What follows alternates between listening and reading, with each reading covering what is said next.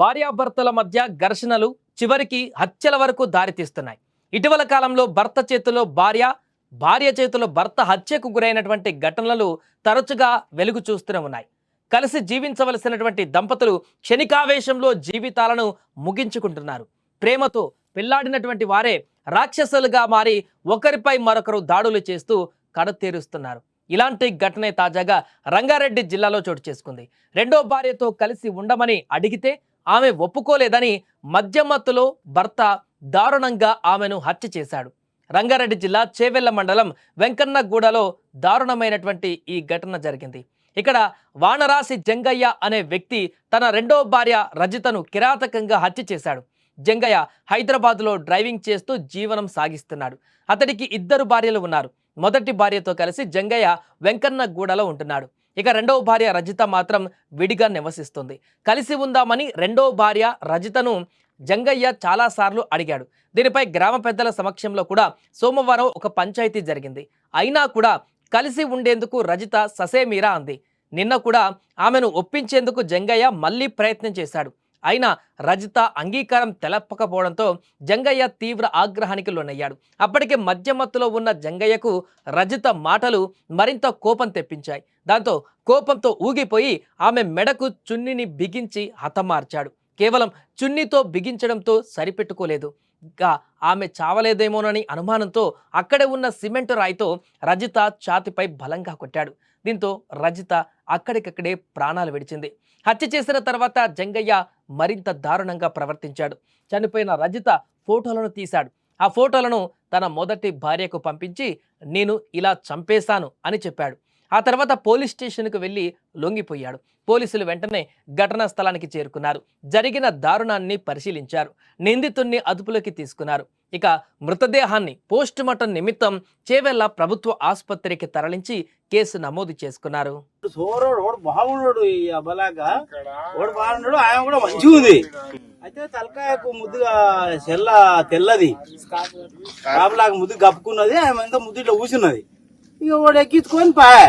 నేను ఇక్కడ బాట లేదు అక్కడెక్కడ పోతారు అమ్మాయికి ఇట్లా కాడిగిన వాటర్ ఇట్లా ఓడి ఆలూరు బాట అందాం అనుకున్నా. పాపంలో మనం జరసేపటికే ఓడు మళ్ళా మలిపాయి. ఇక్కడ ఒక్కడే ఉండే వాళ్ళు ఇద్దరే పోయినారు. మళ్ళీ ఒక్కడు పోతే అంకల్ ఆయన పెట్టిండేమో మళ్ళీ ఏదైనా సామాన్ పోవని దేనికి పోతుండేమో అనుకున్నాం. ఇక కొంచెం సేపటికే అంబులెన్స్ వచ్చి పోలీసు వాళ్ళు వచ్చి మీకేమైనా అరుపులు కేకలేమైనా వినవాడా? సప్పుడు అయిందమ్మా. అబ్బాయి వచ్చి అన్న అక్కడ అప్పుడే స్కూటర్ వచ్చాడు అక్కడ నుండి అక్కడేమో కేకలిని పడుతున్నాయేమే అన్నాడు. ఏమయ్యా పొద్దుమికల ఒకటి అయితే ఎక్కించుకోపాయా మరి ఎవడన్నా చూసి గుర్తుపాటి ఏమన్నా లొల్లి అవుతుంది. లొల్లి అయితే అయ్యింది, బాగా లొల్లి అయింది.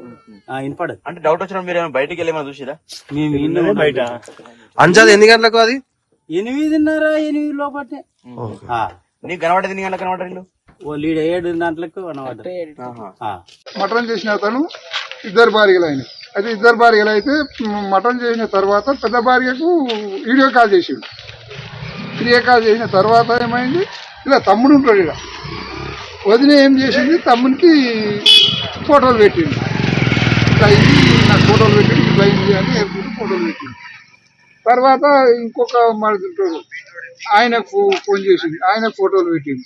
తర్వాత నా నంబర్ కూడా ఉంది ఆమె కొన్ని రోజులు.